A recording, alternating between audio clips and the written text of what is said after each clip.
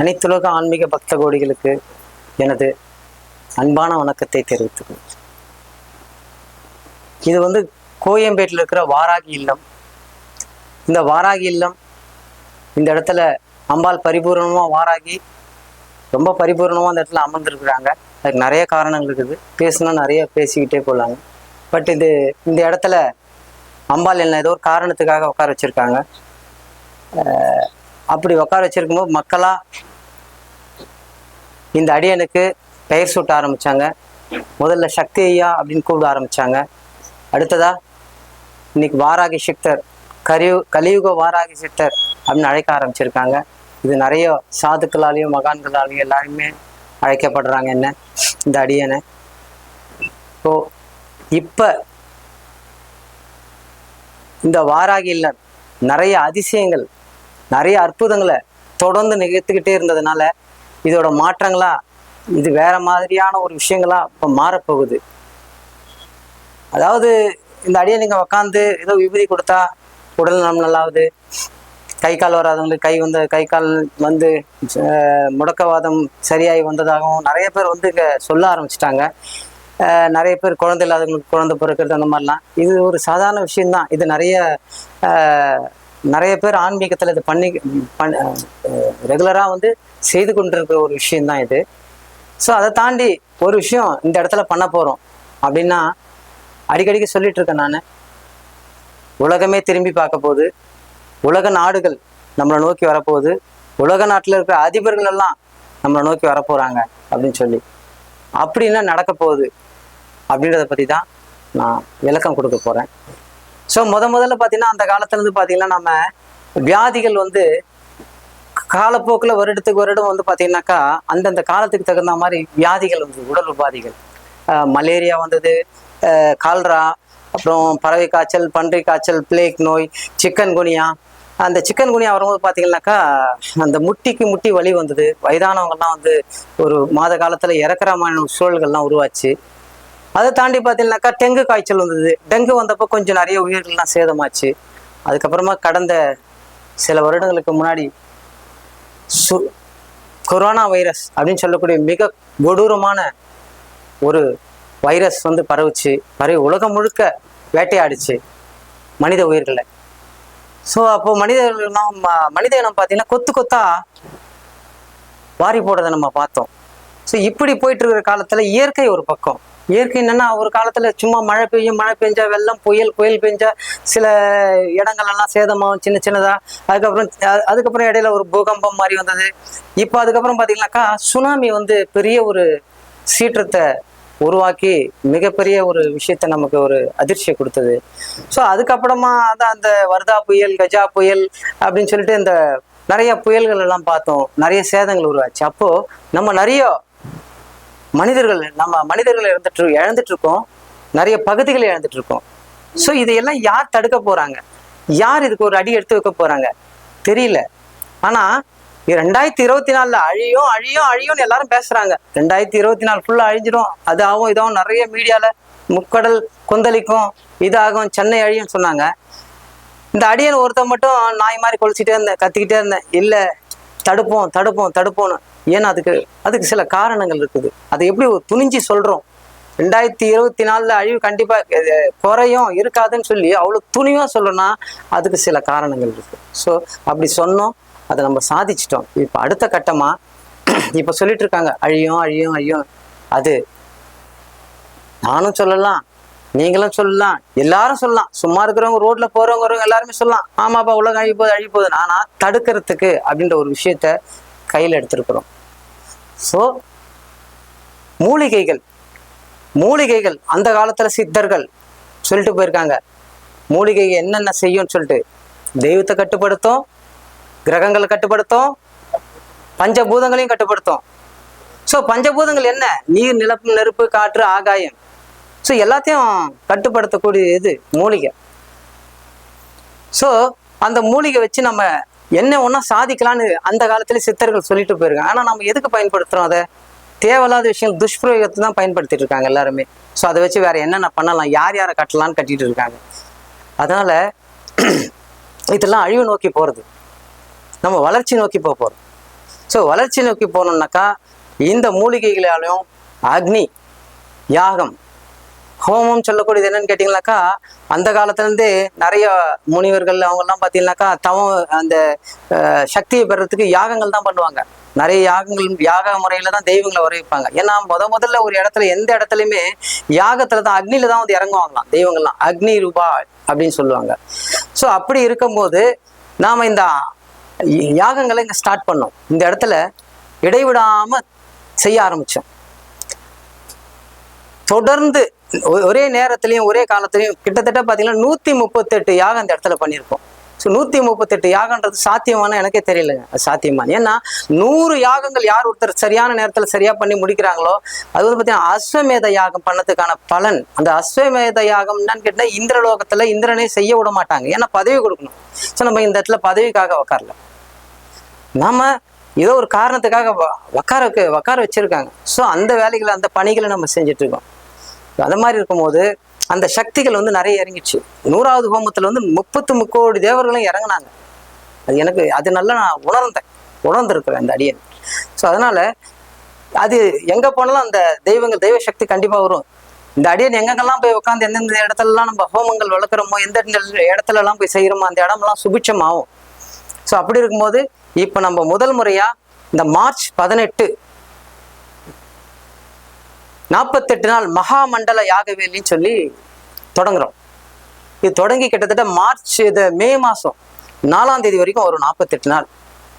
அந்த 48 நாளும் மிக சிறப்பா அதாவது நினைச்சு பார்க்க முடியாத மூலிகைகள்லாம் வந்துட்டு இருக்குதுங்க, வந்து இறங்கிக்கிட்டே இருக்குது. இன்னும் சஞ்சீவி மூலிகைகள், மற்றபடி கொல்லிமலை மூலிகை, ஜவ்வாது மலை, சதுரகிரி மலைன்னு சொல்லிட்டு எல்லா இடத்துலேருந்து மூலிகைகள் வந்துகிட்டே இருக்குது. ஸோ நம்ம ஒரு 1008 மூலிகைகள் தான் போட்டிருக்கோம், ஆனால் அதை தாண்டும்னு நினைக்கிற மூலிகைகள். ஸோ அந்த அளவுக்கு மூலிகைகள் வந்துட்டு இருக்கு. அந்த மூலிகைகளால் பண்ண போகிறோம். மூலிகைகள், சக்தி வாய்ந்த வேதியர்கள், இப்படியெல்லாம் வச்சு நம்ம பண்ணும்போது சில மாற்றங்கள் நிகழும். அது மட்டும் இல்லாமல் 2000க்கு முன்னாடி போகர் பண்ணார், பழனி முருகன் நவபாஷானத்தில். நவபாஷானந்து உங்களுக்கு எல்லாருக்குமே தெரியும். நவபாஷானது வந்து கொடிய விஷயம். இந்த 9 விதமான பாஷானங்கள்ல கட்டினாதான் அது நவபாஷானு சொல்லுவாங்க. ஸோ அந்த கொடிய விஷயம் என்னன்னு கேட்டிங்கனாக்கா ஒரு கடுகளவு எடுத்து நாக்கில் வச்சா கூட இறந்துருவாங்க, மரணம் ஆயிடும். ஸோ அந்த மாதிரியான ஒரு விஷயத்த மருந்தா மாற்றி அன்னைக்கு போகர் பண்ணார். ஸோ நெகட்டிவா பாசிட்டிவா மாத்துறது, முன்னாடி போய் நின்னோம்னால அந்த நெகட்டிவ்லாம் ரிமூவ் ஆகும். அந்த மாதிரியான ஒரு விஷயம் 2024 நாம இந்த அம்பால பண்ணியிருக்கோம், வாராகிய. அதே போகர் அன்னைக்கு படைத்தலைவன் முருகனை பண்ணாரு, இன்னைக்கு படைத்தலைவதி வாராகிய அவரா வந்து செய்த ஒரு காரியம்தான் இது. ஸோ அதனால இப்போ நம்மளோட வாராகியோட ஒரு ஆட்டம் ஆரம்பிச்சிச்சுன்னு சொல்லலாம். அம்மா இறங்கிட்டாங்க, கலியுக வாராகியா உலகம் ஃபுல்லா வளம் வர போறாங்க. ஸோ அப்ப அந்த அழிவுகள் வரும்போது உலக நாடுகள்ல நிறைய அழிவுகள் ஏற்படும். அப்ப ஏற்படும் போது இந்த இடத்துல மட்டும் அந்த அழிவுகள் குறையும். அதுக்கு நீங்க தான் சாட்சியா இருப்பீங்க, இது சரித்திரமா மாறும். அப்போ அந்த அழிவு குறையும் போது எல்லா நாட்டுல இருக்கிற அதிபர்களும் நம்மளை தேடி வருவாங்க. வந்து என்ன நடக்குதுன்னு பார்த்து அவங்களுக்கு ஒரு கைப்பிடி சாம்பல் அள்ளி கொடுக்குறதோ, இல்லை அந்த இடத்துல போய் நம்ம வாராகிய பிரதிஷ்டை பண்றதோ, அந்த மாதிரி விஷயங்கள் நடக்கும்போது தான் மறுபடியும் வந்து உலகம் வந்து மறுபடியும் அந்த அழிவுகள் குறைஞ்சி வேற மாதிரி மாறக்கூடிய காலகட்டம் உருவாகும். அதனால இந்த 48 நாள் ஹோமத்துக்கு எல்லாரும் ஆதரவு கொடுத்து அவங்கவுங்க வர முடிஞ்சவங்க வரலாம், வர முடியாதவங்க அவங்கவுங்க இருக்கிற இடத்துலயே பிரார்த்தனை பண்ணிக்கோங்க. நிச்சயமா நல்லதே நினைங்க, நல்லதே செய்யுங்க, கண்டிப்பா நல்லதே நடக்கும். நன்றி, வணக்கம்.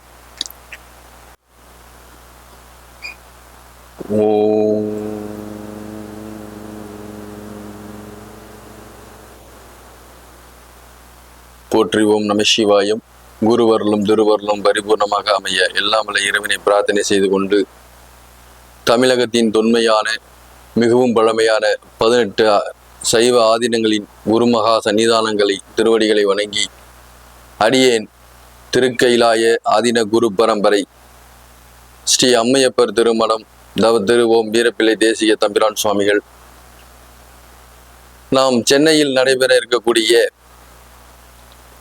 வாராகி மகா யாகம் 48 நாள் சீரும் சிறப்புமாக உலக மக்களுடைய நன்மைக்காகவும் வரக்கூடிய இடர்பாடுகள் என்று சொல்லக்கூடிய பேரழிவில் இருந்து நம்மளை நாமளே பாதுகாத்து கொள்ளக்கூடிய ஒரு அற்புதமான நிகழ்வு இங்கே வாராகியினுடைய பூரண அருளோடு அதோடைய உபாசகராக இருக்கக்கூடிய ஐயா அவர்களுடைய தலைமையிலே இங்கே நடைபெற இருக்கின்றது. இதனுடைய பலன் என்னவென்று பார்த்தால், நாம் இதுவரை இந்த சென்னை மாநகரம் சந்தித்த பேரழிவில் இருந்து மக்களை பாதுகாத்து கொள்ளவும் இன்னல்களில் இருந்து தப்பித்து கொள்ளவும் நாம் இயற்கைக்கு எண்ணற்ற தீங்குகளை நாம் செய்திருக்கின்றோம். அறிந்தும் அறியாமலும் தெரிந்தும் தெரியாமலும் செய்திருக்கின்றோம். அதிலிருந்து ஒரு மன்னிப்பு கேட்கக்கூடிய ஒரு நன்றி கடன் செலுத்தும் விழாதான் இந்த யாக வேள்வி விழா. இதில் விதமான மூலிகைகளை பல பகுதியில் இருந்து சேகரித்து அந்த மூலிகைகளை யாகத்தில் கொடுத்து அந்த யாகுதி என்று சொல்வார்கள், அந்த ஆகுதியில் சமர்ப்பணம் செய்து நம்மளுடைய அந்த இயற்கை சக்தியினுடைய கோபத்தை தணித்து நம்மளுடைய வாழ்க்கையை மேலோங்க செய்வதற்கான ஒரு வழிபாடாகும். இந்த விழாவானது வருகின்ற 18ஆம் தேதி துவங்கி தொடர்ந்து 48 நாள் நடைபெறுகிறது.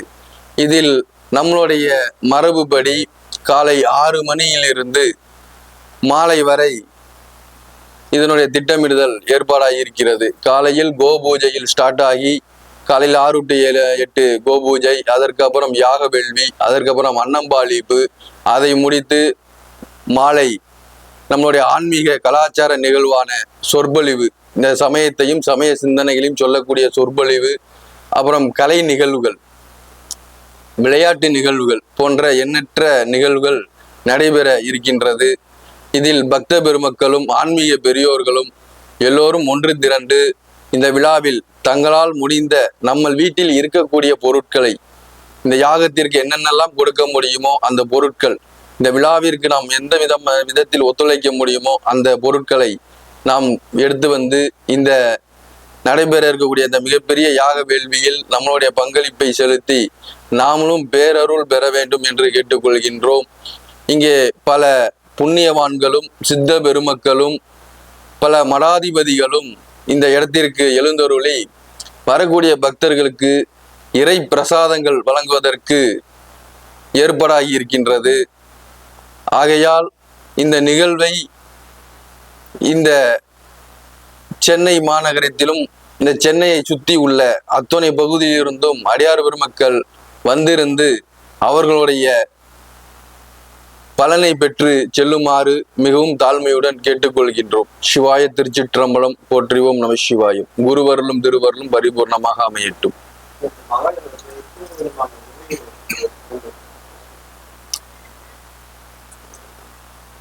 அதாவது மூலிகை என்பது நம் எண்ணிக்கைக்கு அடங்காதது. ஏனென்று சொன்னால் ஒவ்வொரு நேரத்திலும் ஒவ்வொரு காலத்திலும் ஒவ்வொரு மூலிகைகள் பிறக்கும். எல்லா காலத்திலும் எல்லா மூலிகைகள் பிறக்குமானால் அது சாத்தியக்கூறு அல்ல. ஒவ்வொரு காலத்திலும் ஒவ்வொரு மூலிகைகள் பிறக்கும். அது பிறந்த உடனேயே அதற்கான வேலைகளில் அதை தன்னை ஈடுபடுத்தி கொள்ளும் என்று நம்மளுடைய முன்னோர்கள் சொல்வார்கள். அப்படி அந்தந்த கால பருவங்களில் உற்பத்தி ஆகக்கூடிய அந்த வேர்கள், மூலிகை பொருட்கள் அந்த யாகத்திற்கு வந்து சேரும். அப்படி சேரக்கூடிய மூலிகை பொருட்களை நாம் விரிவாக சொல்ல இயலாது. ஏனென்று சொன்னால் இது வியாபாரம் அல்ல, மக்களை நண்பர் மதிப்பு படுத்தக்கூடிய ஒரு முக்கியமான நிகழ்வு. இதில் சில சூட்சமங்களும் நிறைவேறும்.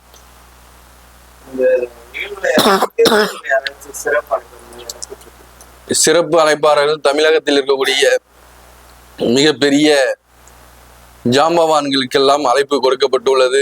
அதில் யாருக்கெல்லாம் இங்கே வருவதற்கு கொடுப்பனை இருக்கிறதோ அவர்கள் இங்கே பங்கு பெறுவார்கள்.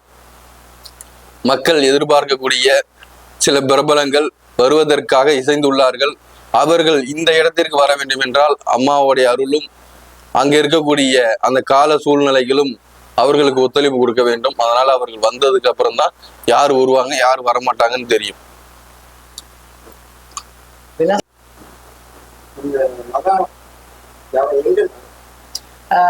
திருவள்ளூர் மாவட்டம் பொன்னேரியில வந்து தச்சூர் கூட்டுரோடுன்னு சொல்லுவாங்க. அந்த தச்சூர் கூட்டுரோடு வந்துட்டோம்னாக்கா ஆண்டார்குப்பம் முருகன் கோயில் இருக்குது. அது எதிரில் வந்து பார்த்தீங்கன்னாக்கா வேலம்மாள் அப்படின்னு ஒரு இன்டர்நேஷனல் ஸ்கூல் இருக்கு. அந்த ஸ்கூல்ல இருந்து ஒரு 1 கிலோமீட்டரு மரகதாம்பிகா கல்யாண வீரபத்திரர் ஆலயம் அங்க இருக்கு. மாவட்டம் இல்ல, சென்னை தான். ரெட்டில்ஸ் எல்லாமே திருவள்ளூர் மாவட்டம் தான்.